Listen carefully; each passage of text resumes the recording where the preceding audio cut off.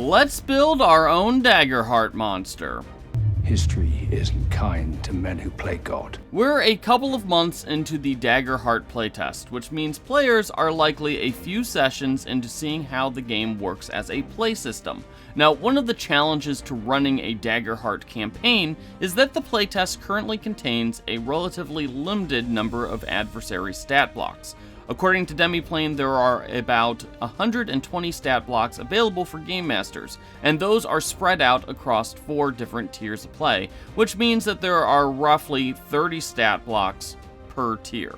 While reskinning a Daggerheart adversary is always an option for GMs, there will likely come a time that you'll want to homebrew a Daggerheart monster. Now, for my playtest campaign, that time came last week, when I decided to create a rot harbinger into the game to tease a subplot I wanted to explore about the contrast between decay, a concept that the party's fungal druid had embraced, and rot. This rot harbinger was intended to be a solo monster, a way for the party to feel like they've earned their level up, which was due to happen at the end of the session. The first thing I did when building my rot harbinger stat block was decide how the monster would look. I wanted the creature to be vaguely humanoid but monstrous, with the ability to rot nearby things and creatures around it just by being present. I also gave it buzzard wings because I liked the idea of an almost angel-like creature descending and bringing a rot pestilence to the land. Now, once I had the general feel for the creature, I quickly read up on Daggerheart's advice for adversary creation to give the rot harbinger its basic stats. I gave the creature 8 HP, 3 stress, a difficulty of 14, and damage thresholds of 1, 10, and 19, all of which were pulled basically straight from Daggerheart's recommendations on Tier 1 creatures. With these stats out of the way, I then tried to build out the actual moves, actions, and abilities that the creature had.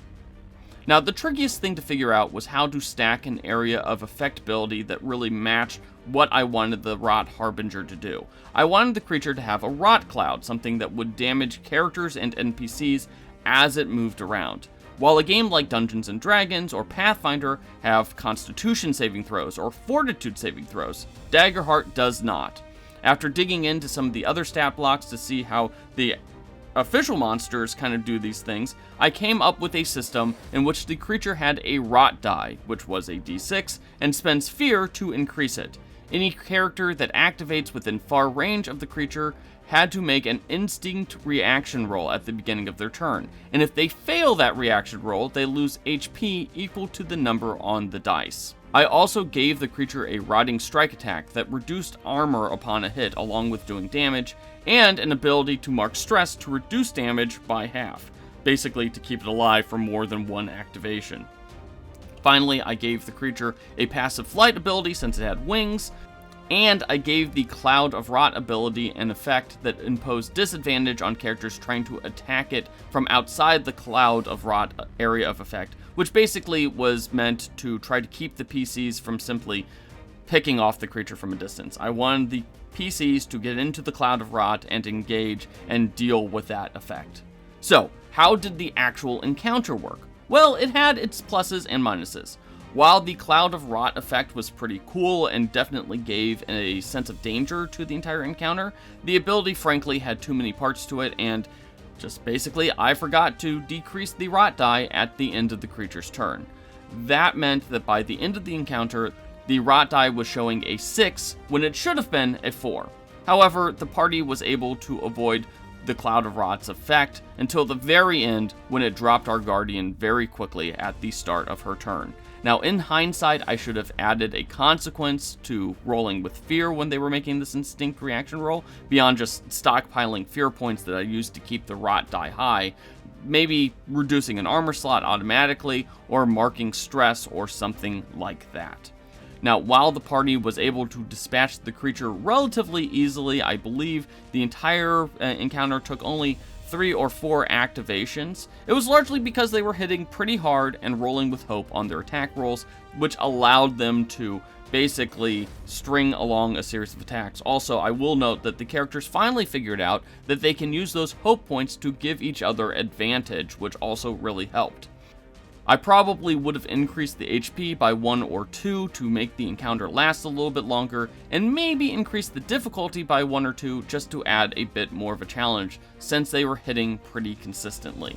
Since it was a solo creature, I also should have given it multiple activations per turn, although I do kind of feel like that would have disrupted what my Druid's game plan was, which was spam a restraining effect on it to keep the creature stationary to prevent it from targeting civilians. So I probably didn't want to just disrupt what the Druid was trying to do, so maybe having one activation and keeping it stationary was a good thing in the long run.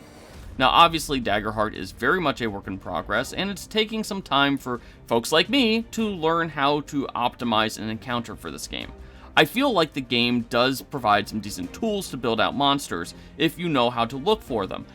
However, the big issue here is that adversary stat blocks are just one part of encounter building in general. Daggerheart is more than just trying to balance combat.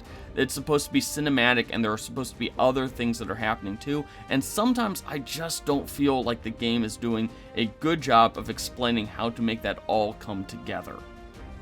Hopefully, we'll get some more monsters here soon to help add some additional diversity to playtests, because I do feel like the limited monster selection means the GMs will have to homebrew a lot the deeper they get into the playtest. Of course, maybe that's the point, because we want to see how this game actually works when it's in the hands of the players.